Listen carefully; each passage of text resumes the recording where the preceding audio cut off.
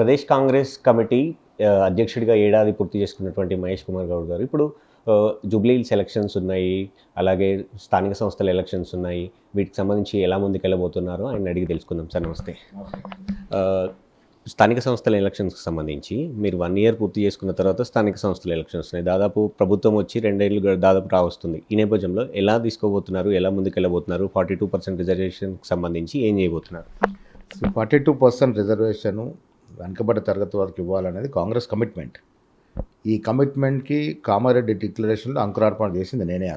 ఆ రోజు వర్కింగ్ ప్రెసిడెంట్గా నేనే డిక్లరేషన్ ప్రవేశపెట్టినాను. అదృష్టవశాత్తు నేను పీసీ అధ్యక్షుని తర్వాత 42% రిజర్వేషన్ స్థానిక సంస్థల్లో బీసీలకు ఇస్తూ ఒక చట్టం, విద్యా ఉపాధిలో వారికి 40% ఉద్యోగ అవకాశాలు ఇస్తూ ఒక చట్టం, 2 చట్టాలు చేయడం జరిగింది. చేసి 2 చట్టాలు గవర్నర్కి పంపితే గవర్నర్ గారు కేంద్రానికి పంపిన దురదృష్టవశాత్తు బీజేపీ శాసనసభ్యులు ఇక్కడ ఓటేశారు మద్దతుగా. ఢిల్లీలో వెళ్ళి మోకాలు అడుగుతూ ఉన్నారు. కిషన్ రెడ్డి గారు కానీ, బండి సంజయ్ గారు కానీ, వారి ఎమ్మెల్యేలు కానీ, ఎంపీలు కానీ దానికి ఏమాత్రం సహకారం చేయకుండా బీసీలకి నోటికాడికి వచ్చిన బుద్ధని తలదన్న విధంగా దాన్ని ఆపిపెట్టినారు.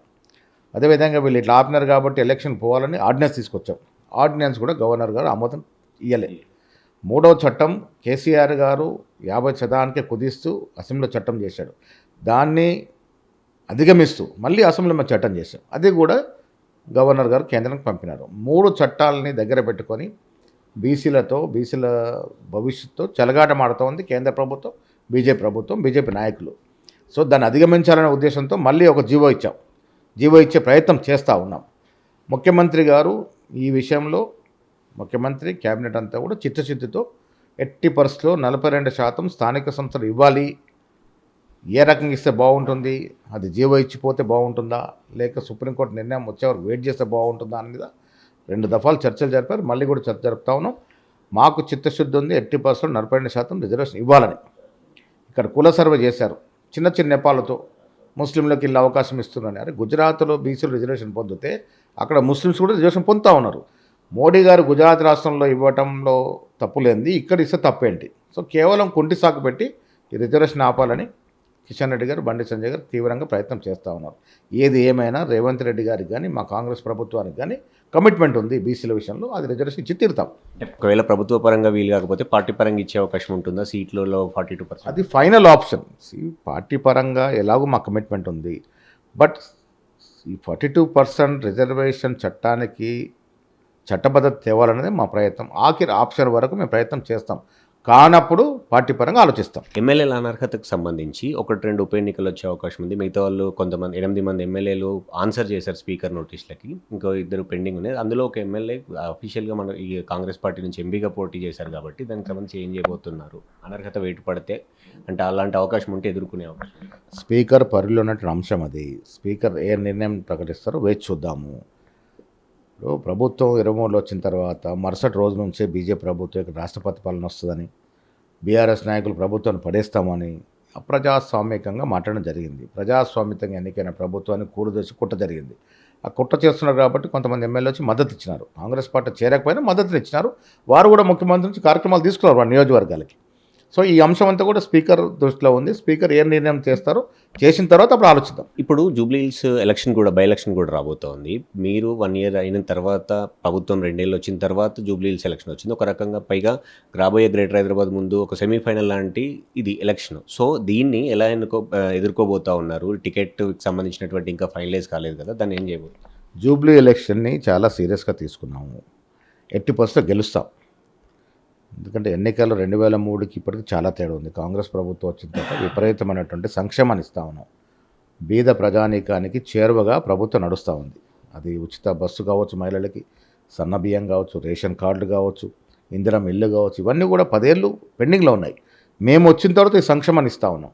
అభివృద్ధి, విద్యా వైద్యపరంగా ఇంటిగ్రేటెడ్ స్కూల్స్ కావచ్చు, హైదరాబాద్లో రోడ్ల రిపేర్ కావచ్చు, 4వ సిటీ ముచ్చర్లో వస్తున్నటువంటి అభివృద్ధి కావచ్చు, రకరకాలుగా ప్రభుత్వం చిత్తశుద్ధితో అభివృద్ధి చేస్తూ ఉంది, సంక్షేమం ఇస్తూ ఉంది. ఈ అభివృద్ధి సంక్షేమం ఇచ్చిన తర్వాత వస్తున్న ఎన్నిక కాబట్టి డెఫినెట్గా ప్రజలు మమ్మల్ని ఆదరిస్తారు. జూబ్లీ ఎలక్షన్ 80% గెలిచి తీరుతాం. సమర్థవంతమైన నాయకులు దాదాపు 6 అప్లై చేసుకున్నారు. వాళ్ళు గెలిచే వారికి సీట్ ఇస్తాం. కాంగ్రెస్ పార్టీ జూబ్లీస్కి ఆవేశం చేసుకుంటుంది. ఫైనల్గా గతంలో కాంగ్రెస్ పార్టీకి అంటే మీ నిజామాబాద్ నుంచి ఒక బీసీ బిడ్డ పీసీసీ ప్రెసిడెంట్ ఉన్నప్పుడు స్వర్ణయుగం లాగా కాంగ్రెస్ పార్టీ 10 సంవత్సరాలు విజయవంతంగా ముందుకు సాగింది, ప్రభుత్వాన్ని ఏర్పాటు చేసింది. ఇప్పుడు మీరు అదే నిజామాబాద్కి సంబంధించి పీసీసీ ప్రెసిడెంట్గా ఉన్నారు. 1 ఇయర్ తర్వాత మీకు పూర్తి స్థాయి పార్టీ మీద గ్రిప్ ఉన్న తర్వాత ఇప్పుడు ప్రభుత్వ సంక్షేమ కార్యక్రమాలను కావచ్చు, ప్రభుత్వ కార్యక్రమాలు కావచ్చు, మీరు పార్టీ పరంగా ఎలా ముందుకు తీసుకెళ్ళాలన్నా మీ నెక్స్ట్ కార్యాచరణ అంటే ఈ తదుపరి ఎలా ఉండబోతుంది? పీసీ అధ్యక్షుడిగా నేను సంవత్సర కాలంలో ఎన్నో వినూత్నమైనటువంటి కార్యక్రమాలు చేశాం. ముఖ్యంగా మంత్రులు స్వయంగా గాంధీ భవన్కి వచ్చి ప్రతి వారం కూర్చొని 3-4 గంటలు సామాన్య నుంచి వినతులు స్వీకరించి సాధ్యమైనంత అక్కడే పరిష్కారం చేయడం, మిగతా మంత్రులు పంపడం అనేది ఈ దేశంలోనే వినూత్న కార్యక్రమం. కర్ణాటక సిద్ధరామయ్య గారు నన్ను అడిగారు, ఏంటి కార్యక్రమం, దీని కార్యక్రమం వివరాలు ఏంటని. హిమాచల్ ముఖ్యమంత్రి సుఖ్వీందర్ సుఖ్ గారు నా కొలీగ్, వారు ఇలాంటి కార్యక్రమం మనం చేసిన తర్వాత వారే స్వయంగా ఇప్పుడు దర్బార్ నడుపుతూ ఉన్నారు. ఒక వినూత్నమైన కార్యక్రమాన్ని తీసుకొచ్చాం. అనునిత్యం ప్రతిరోజు ఒక ఎమ్మెల్యేనో ఒక చైర్మనో గాంధీభవన్లో కూర్చొని వినతులు స్వీకరిస్తారు. గతంలో ఎప్పుడు జరగలే.